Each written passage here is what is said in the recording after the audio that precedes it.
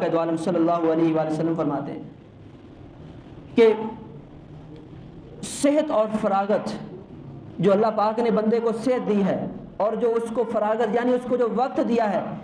یہ دو ایسی نعمتیں ہیں کہ ان دو نعمتوں کے بارے میں بڑے لوگ غفلت کا شکار ہیں، بڑے لوگ دھوکے میں ہیں۔ اس حدیث کی اگر شرح میں جائیں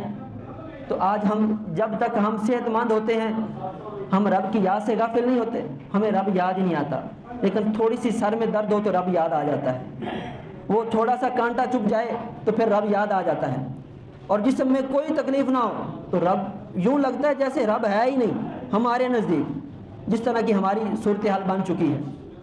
اور پھر وقت کے اندر بھی ایسا ہی ہے، جب کسی کے پاس فرصت ہوتی ہے، جو خالی وقت میں بیٹھا ہوتا ہے، ہم اپنا محاسبہ کر لیں، جب ہمارے پاس وقت ہوتا ہے تو ہم اس وقت میں رب کو یاد کرتے ہیں یا رب کی نافرمانی والے کام کرتے ہیں؟